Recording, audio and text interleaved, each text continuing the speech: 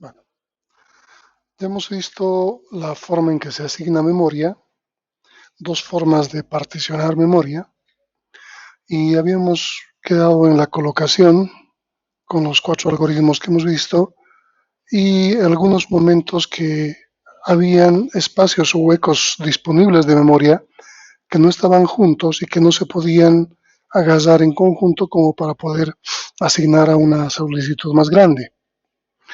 Hay un concepto que se llama compactación o comprensión y vendría a ser algo parecido al proceso de desfragmentación del disco duro. No sé si alguna vez alguien ha realizado una desfragmentación del disco. Lo que se hace en este procedimiento es que cuando se instala por primera vez en un disco duro un sistema operativo, todo está bien, todo lo ocupado se coloca en cierto lugar y todo lo libre en otro lugar, y el desempeño del sistema operativo es bueno. A medida que va pasando el tiempo, es decir, vamos grabando y borrando cosas, se va fragmentando todo por todo lado, pedazos de archivo por un lado, pedazos de archivo por otro lado, y el rendimiento del sistema operativo degrada. Entonces, una buena forma de mejorar el rendimiento es hacer correr una aplicación que se llama desfragmentar. ¿Qué implica esto? Todo lo ocupado lo coloca en un lado y todo lo libre en otro, de forma contigua, de tal manera que su utilización sea mucho más eficiente. Entonces, a nivel de memoria, ocurre algo parecido. Si vemos aquí, tenemos el sistema operativo en la parte alta de la memoria, luego distintos usuarios con procesos que están utilizando distintos espacios de la memoria, y aquí queda un agujero libre. El usuario B, el proceso del usuario B termina, así que queda un agujero de esta forma, disjunto a este otro, no se puede reusar, no se puede unir ambos. Luego el proceso del usuario D termina y tenemos tres agujeros disjuntos. Es lo que hemos visto cuando hemos hecho colocación. ¿Qué pasa con la compresión o compactación?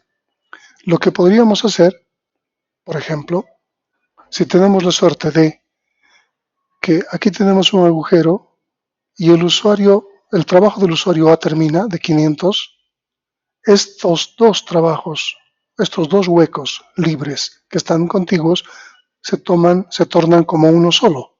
Eso es bastante interesante y hemos visto que así funciona. Nuestro gran problema es cuando están disjuntos. Entonces la compactación tiene que ver con llevar todo lo que está ocupado a un solo sitio contiguo y todo lo que está libre a otro espacio contiguo, de tal forma que se pueda reusar de una manera mucho más eficiente. Esto es bastante interesante, pero poco práctico, es decir, difícil de realizar. Esto se puede hacer, esto es dinámico, normalmente se queda así cuando se asignan y se liberan espacios, pero esto demandaría que el equipo se bloquee, el sistema operativo bloquee, que no pueda hacer nada más, porque sabemos muy bien que cualquier cosa que se ejecuta tiene que estar en memoria principal. Y si la memoria principal está siendo reubicada, los trabajos que están en memoria principal están siendo reubicados, entonces podríamos incurrir en algún tipo de error si intentamos hacer algo. Entonces, la única forma que se implemente esto sería que de alguna forma se bloquee por un tiempo el sistema operativo, haga la compactación y luego nos devuelva el control. Pero es un poco difícil. ¿Está clara esta parte?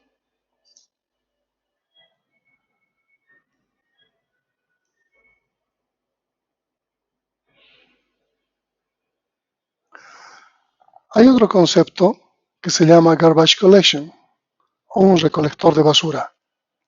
Los recolectores de basura están implementados principalmente en discos de estado sólido, así que estamos hablando de discos de almacenamiento secundario. Pero a nivel de memoria, son algunos lenguajes de programación los que realizan el garbage collection. Entonces, son las máquinas virtuales de Java, de Python o lo que sea, que se encargan de realizar esta recolección de basura, es decir, liberar memoria ocupada que ya no se está utilizando en algún momento. Pero esto no es propio del sistema operativo. Hemos visto sistemas partición fija y partición variable. Hay una que mezcla de manera interesante los dos anteriores esquemas. Se llama badibinario. Y lo que hace es que se va creando particiones dividiendo entre dos lo que queda. Entonces vamos a tener, por ejemplo, si tenemos un espacio M, podemos formar M medios, M cuartos, M octavos, M dieciseisavos, etcétera, etcétera, etcétera. De tal forma que esas particiones sucesivas se están haciendo más pequeñas, hasta que de alguna forma se ajusten a las solicitudes que llegan.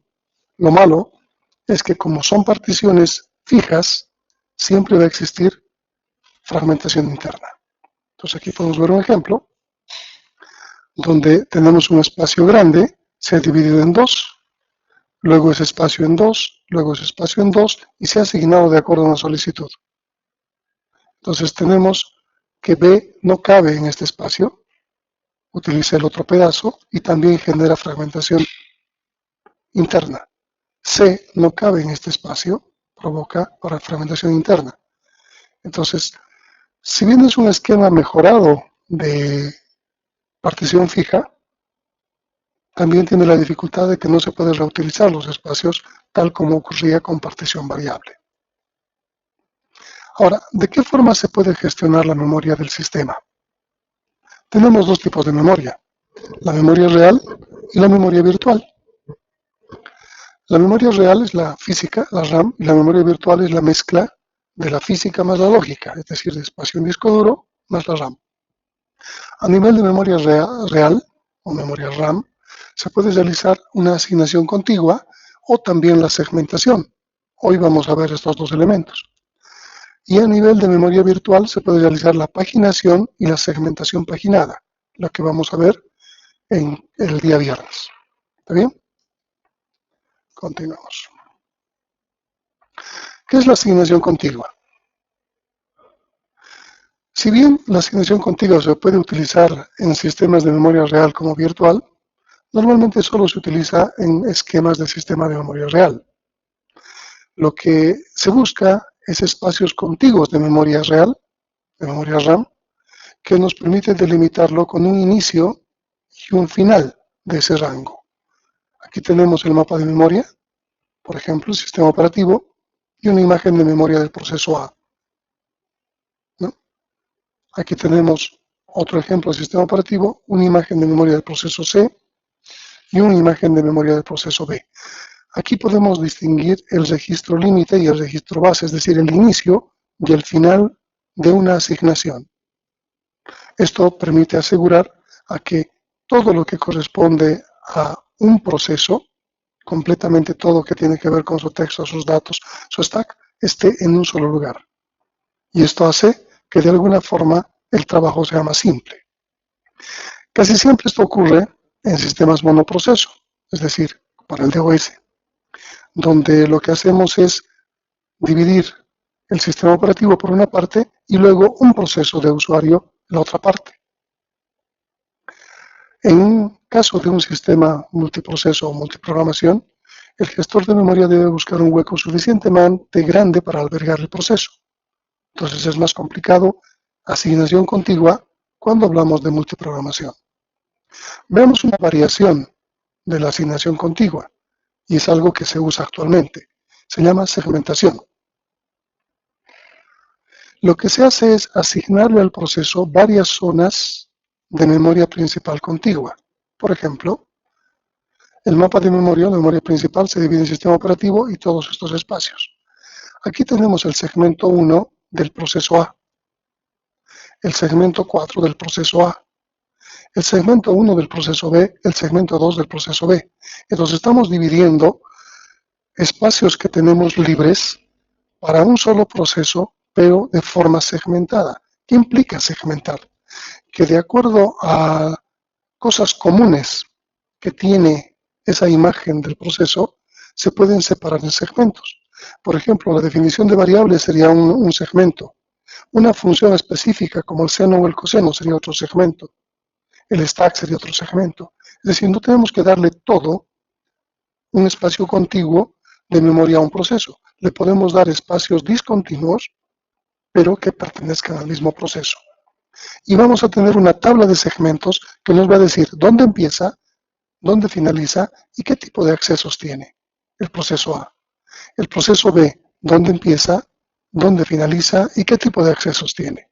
Entonces podemos llevar un control con una tabla de segmentos de espacios dispersos asignados a un solo proceso.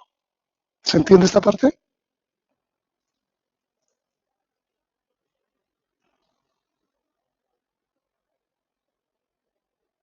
¿Se entiende esta parte?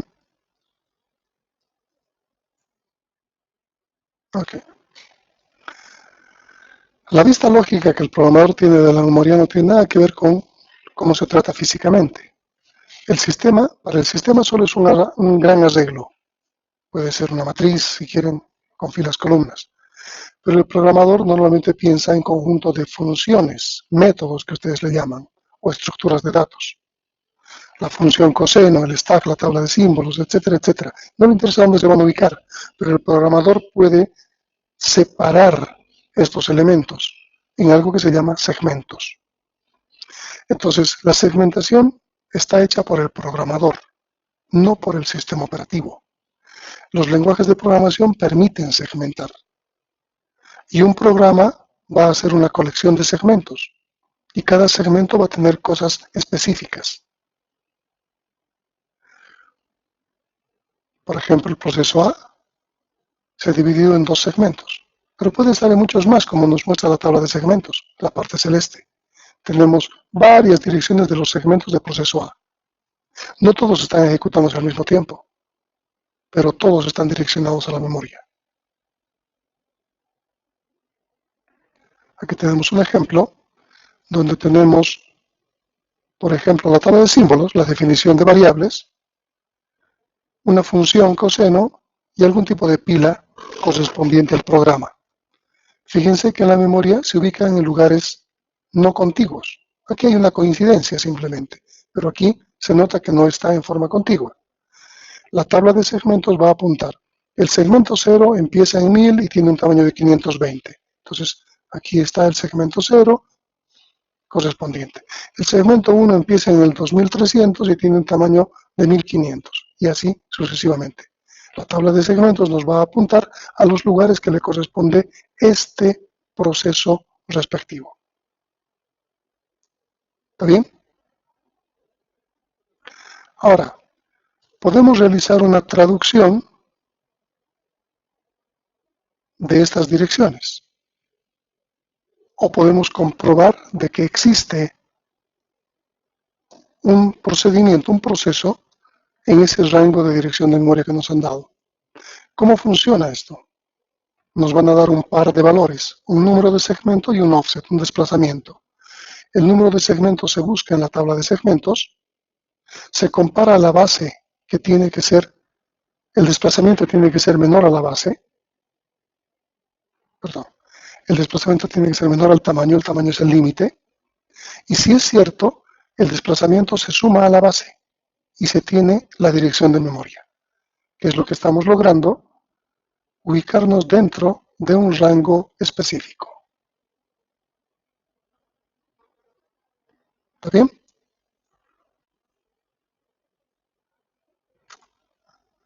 Aquí tenemos un ejemplo de un proceso con 6 segmentos.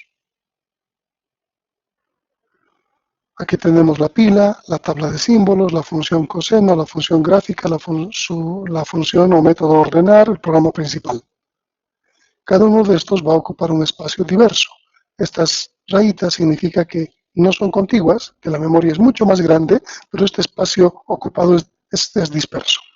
La tabla de segmentos nos dice, el segmento 0 empieza en esta dirección y tiene este tamaño. Entonces vamos a ubicarnos en el segmento 0 y corresponde a esta dirección como base, como inicio, y tiene un tamaño de 300K.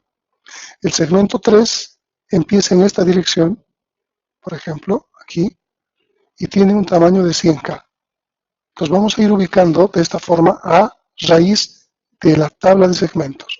Cuando se cargue el proceso, se va a cargar en memoria también, junto con su PCB, la tabla de sus segmentos. Y esto nos permite saber en qué lugar tenemos que ubicar qué cosa necesitamos de ese proceso. Si recuerdan, en Windows les he mostrado eso. En Windows les había mostrado la idea de manejar las direcciones, el archivo principal y los DLLs, si recuerdan, en la clase anterior. ¿Está bien? Veamos, a ver, veamos este ejemplo con un pequeño programa que nos va a permitir simularlo. ¿Dónde está?